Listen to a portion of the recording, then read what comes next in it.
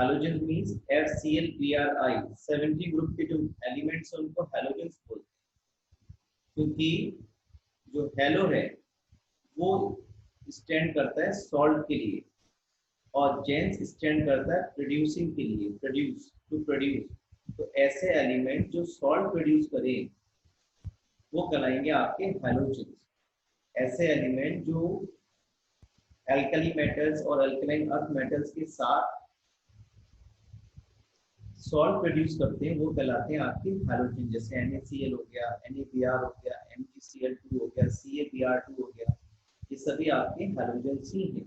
तो यहाँ 16 ग्रुप के जो मेंबर्स हमारे पास हैं, oxygen, sulphur, selenium, tellurium, polonium और लिबरमोरियम, इनकी रिएक्टिविटी हैलोजन से पढ़ ली। तो जनरली ये जो एलिमेंट्स हैं ऑक्सीजन को छोड़ करके EX6, EX4, EX2 टाइप के हैलाइड्स बनाते हैं, जैसे SF4,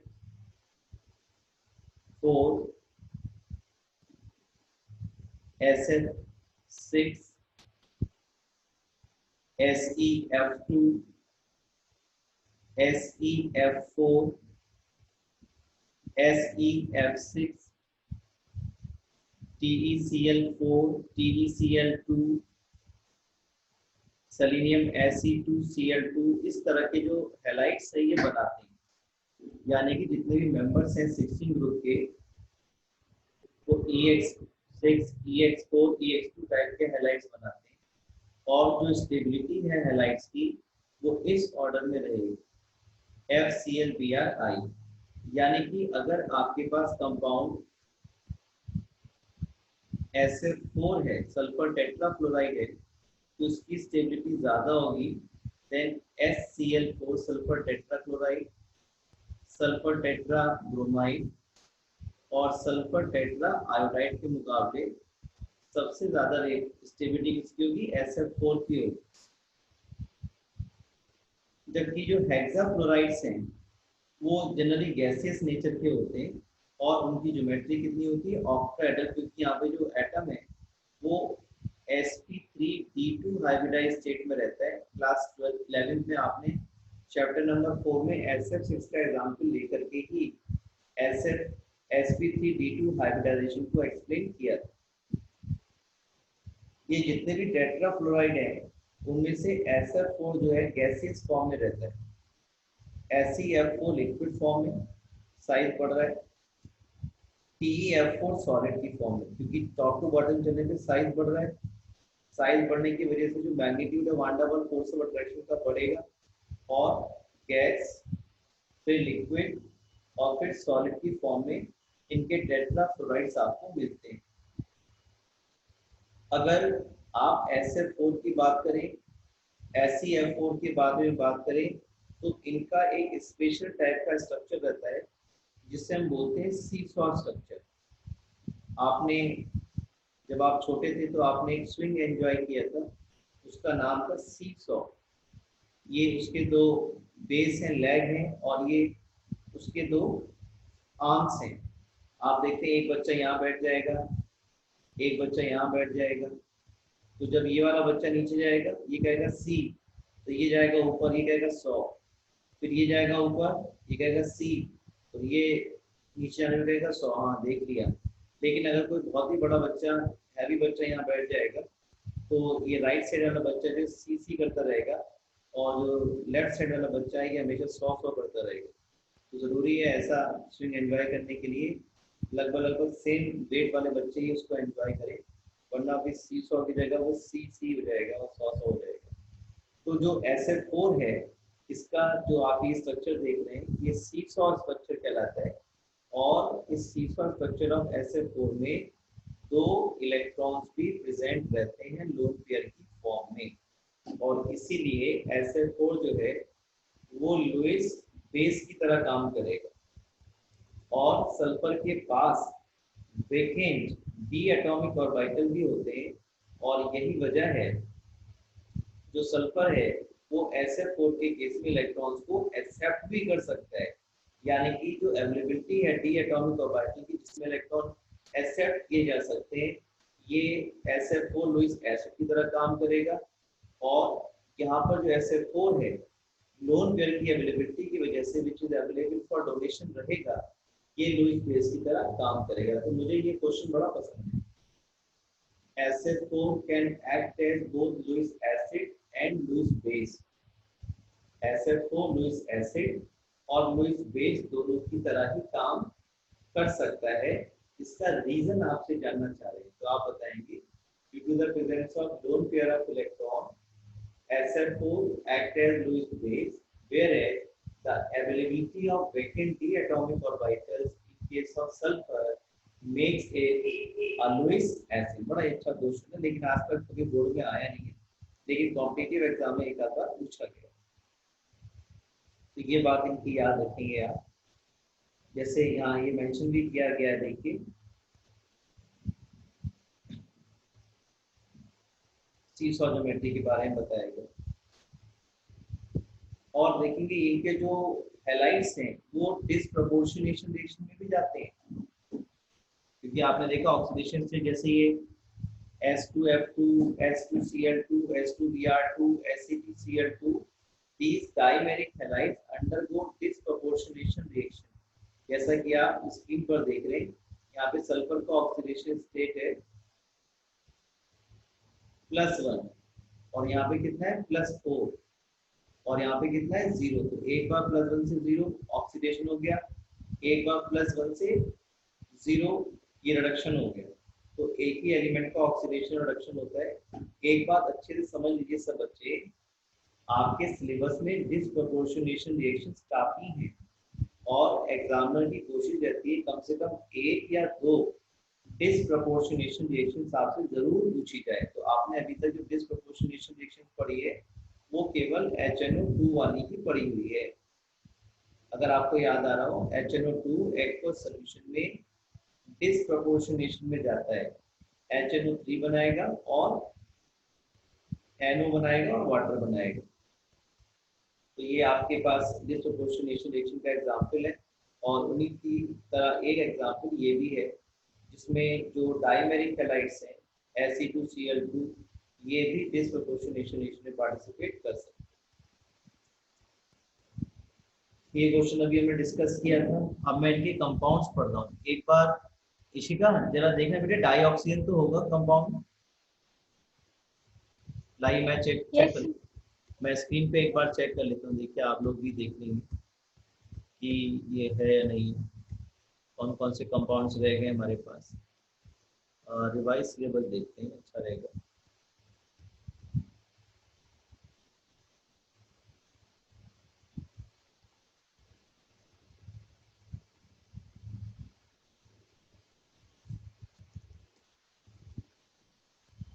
तो ये हमारे पास रिवाइज सिलेबस है इस साल के लिए। जैसे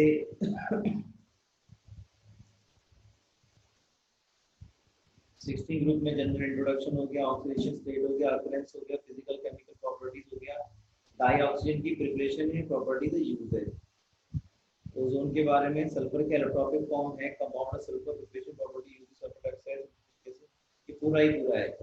ठीक है, ये हमें पूरा पढ़ना होगा मेरे को।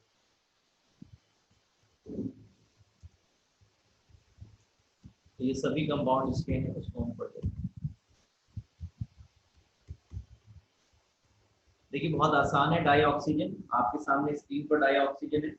इसे हम कैसे पढ़ेंगे, देखिए अगर लेबोरेटरी में आपको डाई ऑक्सीजन बनाना हो तो ये क्वेश्चन क्लास 8 में आपने पढ़ी हुई है। By heating potassium chlorate, potassium chlorate को जब आप हीट करेंगे तो KCl और ऑक्सीजन निकल जाएगा। यही काम हम पोटेशियम परमैंगनेट को हीट करने पर भी कर सकते हैं, यही काम हम पोटेशियम नाइट्रेट को हीट करने पे भी कर सकते हैं।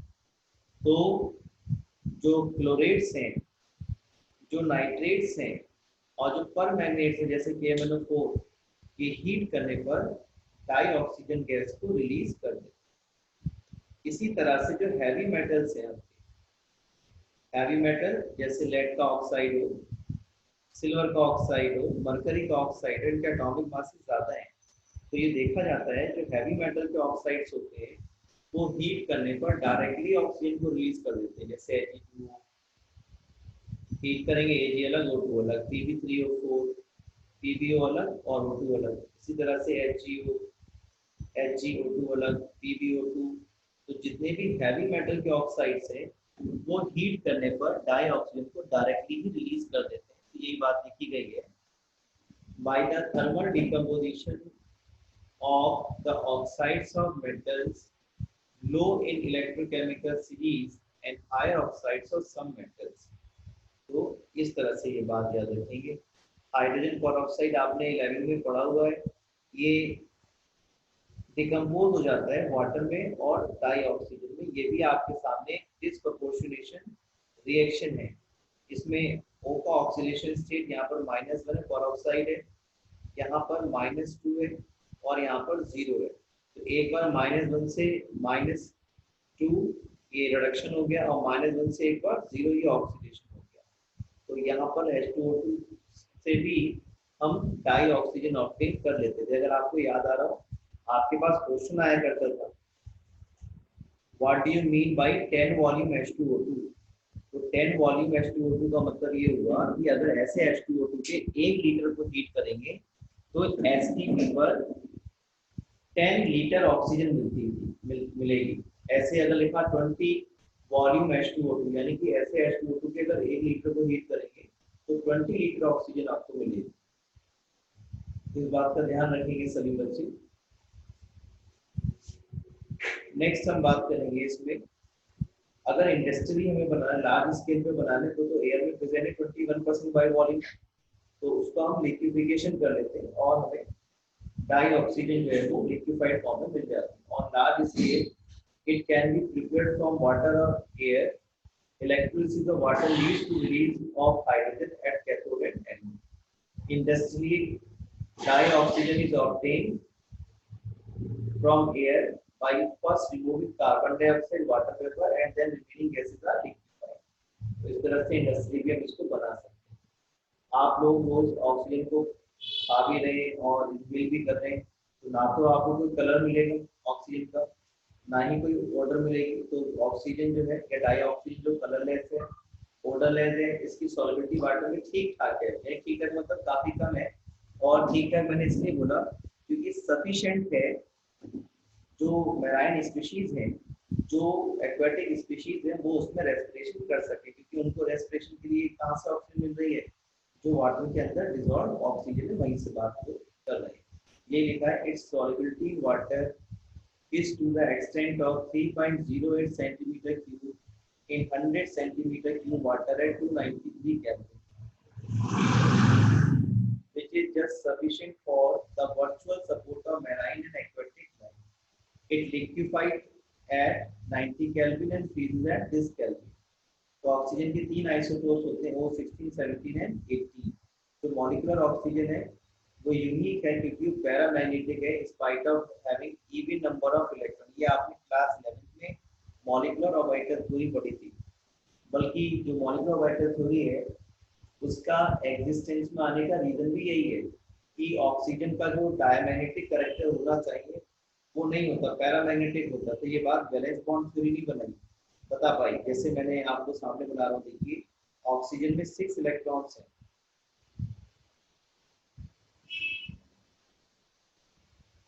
तो 6 to 8, 6 and 2 8, यहाँ पे डबल बॉन्ड आ गया, कोई भी इलेक्ट्रॉन अनपेयर्ड नहीं है, इसलिए ऑक्सीजन देखने से कैसा लग रहा है, डायमैग्नेटिक, कोई भी अनपेयर्ड इलेक्ट्रॉन नहीं। लेकिन ऑक्सीजन कैसे कैरेक्टर शो करता है, पैरामैग्नेटिक शो करता है। और ये बात कैसे पता चलती है, जब हम मॉलिक्यूलर ऑर्बिटल डायग्राम बनाते हैं तो ऑक्सीजन के जो anti bonding by molecular orbitals होते हैं, एंटी बॉन्डिंग को हम एस्टिक साइन से शो करते थे, अगर आपको याद आ रहा हो, उनमें अनपेयर्ड इलेक्ट्रॉन्स प्रेजेंट रहते हैं।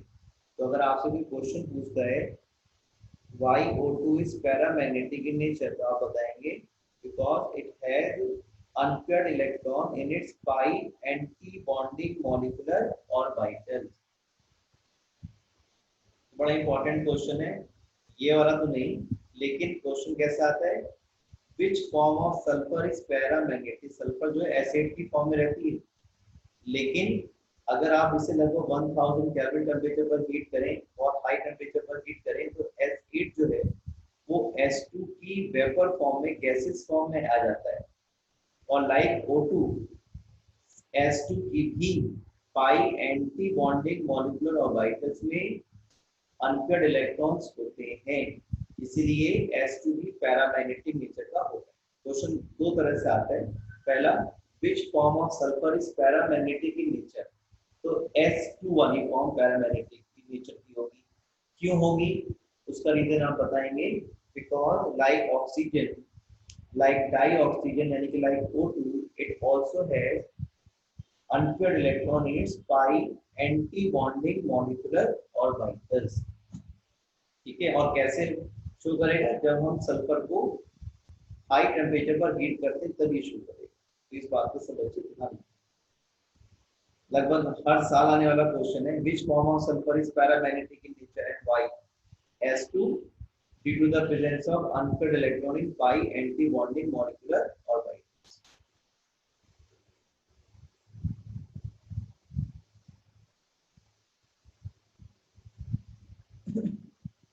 डाइऑक्सीजन के बारे में आपको पता है, लगभग सभी मेटल नॉन मेटल से रिएक्शन कर जाते हैं, कुछ नोबल गैसेस से रिएक्शन नहीं करेंगे और कुछ जो इनर्ट मेटल्स हैं जिनकी रिएक्टिविटी काफी कम है, गोल्ड प्लेटिनम, इनसे भी रिएक्शन मुश्किल से ही करते हैं। जैसा आपके सामने स्क्रीन पर है कि कैल्शियम से भी रिएक्शन कर रहा है, मेटल है, एल्यूमिनियम से भी रिएक्शन कर रहा है, मेटल है, फास्फोरस नॉन मेटल इससे भी कर रहा है, कार्बन नॉन मेटल इससे भी कर रहा है, जिंक सल्फाइड इससे भी कर गया, मीथेन से भी कर गया, लगभग लगभग सारे ही कंपाउंड से ऑक्सीजन कंबाइन कर जाता है।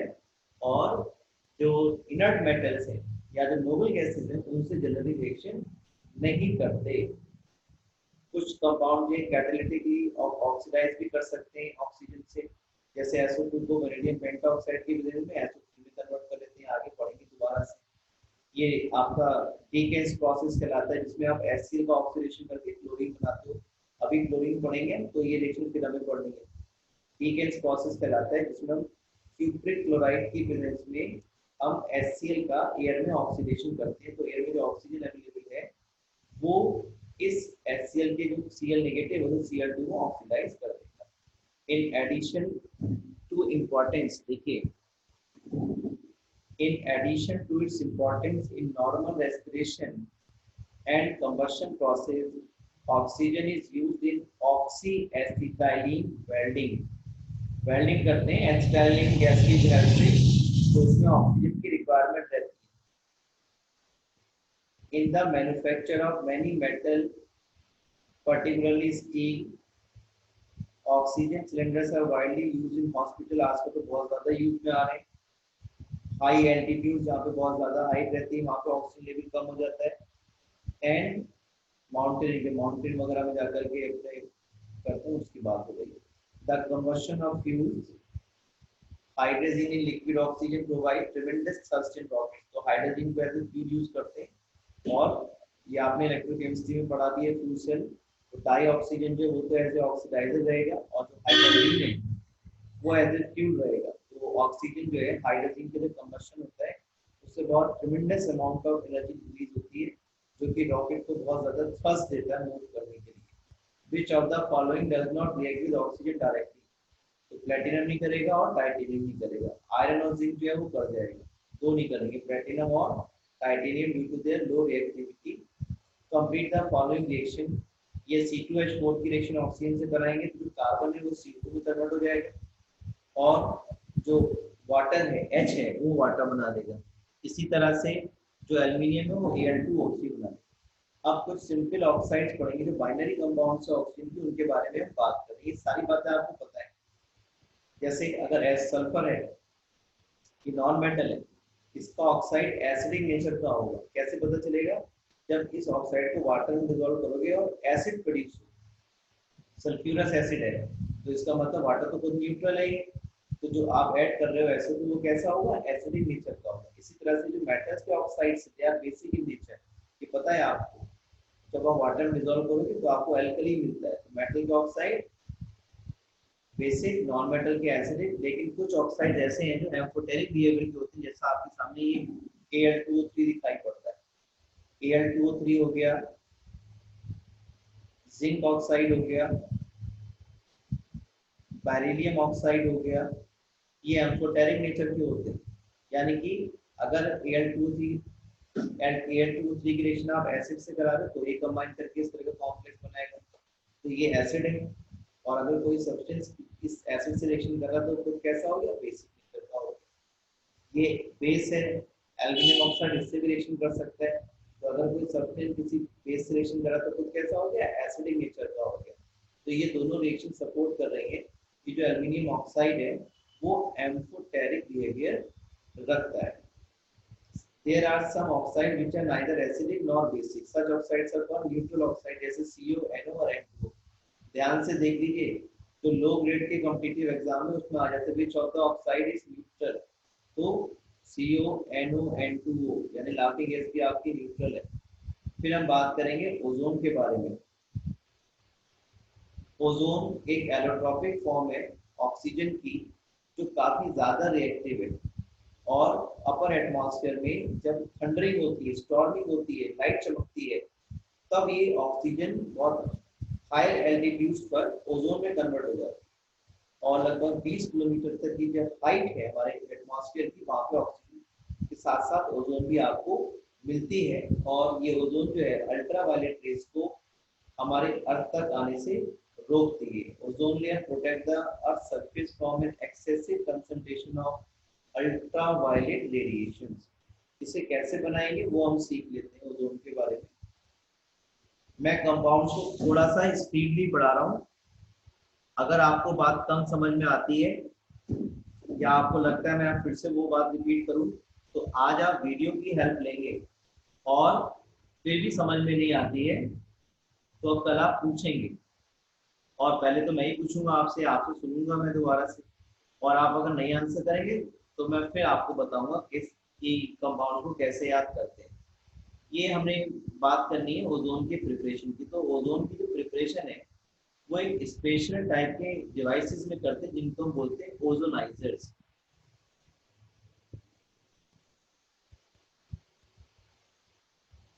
ये ओजोनाइजर से कई तरह के डिजाइन के हो सकते हैं। ये साइमन ने बनाया था, तो साइमन ओजोनाइजर भी इस तरह को बोल देते हैं। आपको केवल ओजोनाइजर याद रखें। यहाँ से क्या करते हैं, इस एंटी से हम डाई ऑक्सीजन को एंटर कराएंगे, और यहाँ पे दो मेटल इलेक्ट्रोड इस ओजोनाइजर के बाहर लगाते हैं। सबसे बड़ी बात ये ध्यान रखना है, ये इलेक्ट्रोड इसके अंदर नहीं लगाने, यहाँ पर इस ओजोनाइजर के इन ग्लास रॉड, इस ग्लास चैम्बर के बाहर लगाने। और जब आप ऐसा करेंगे तो ये 3O2 जो है, ड्राई O2 जो है, ये ओजोन में कन्वर्ट हो जाएगी। यानी कि यहाँ से जो आपको मिलेगा वो दो चीजें मिलेंगी, O3 प्लस O2 का मिक्सचर मिलेगा, जिसमें 10% बाई वॉल्यूम तो ओजोन होगा और 90% बाई वॉल्यूम जो है वो ऑक्सीजन। और ऐसे मिक्सचर को हम ओजोनाइज्ड ऑक्सीजन बोलते हैं। 100% जो O2 आप एंटर करा रहे हो ड्राई, वो ओजोन में कन्वर्ट नहीं होगी, केवल इसका 10% पोर्शन ही ओजोन में कन्वर्ट हो पाता है। तो यही बात देखिए, when a slow dry stream of oxygen is passed through a silent electric discharge, बड़ी इंपॉर्टेंट बात है ये, a silent electric discharge। हमने मेटल के जो इलेक्ट्रोड्स हैं वो इस ओजोनाइजर के बाहर रखे जानबूझ के, क्योंकि अगर ये अंदर रह गए तो जो ओजोन बनी है वो फिर से टूट जाएगी, किसमें, ऑक्सीजन में। उसकी वजह क्या है, ये जो ओजोन का फॉर्मेशन है, ऑक्सीजन से ओजोन जो बन रही है, ये एक एंडोथर्मिक प्रोसेस है। इसमें हीट की रिक्वायरमेंट है। यानी कि अगर ये मेटल के इलेक्ट्रोड्स अंदर लगा दिए या प्लेटिनम के इलेक्ट्रोड्स अंदर लगा दिए, तो ये ओजोन हो सकता है उस हीट एनर्जी को एब्जॉर्ब कर ले और फिर से टूट जाए, किसमें, ऑक्सीजन। तो फायदा नहीं रहेगा। ओजोन जो बनेगी वो फिर से डिकम्पोज हो जाएगी ऑक्सीजन, क्योंकि हाईली अनस्टेबल है ओजोन।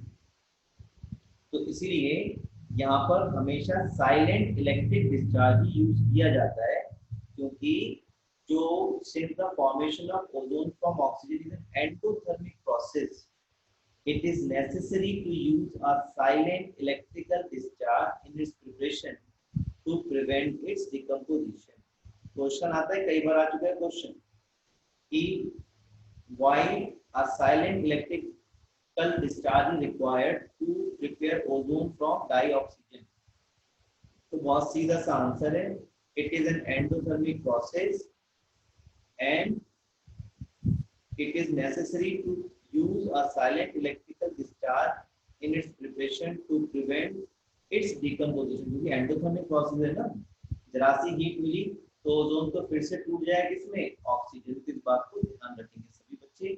और इसीलिए जो ओजोनाइजर था इसमें हमने जो इलेक्ट्रोड्स थे वो इस ग्लास ट्यूब के बाहर लगाए।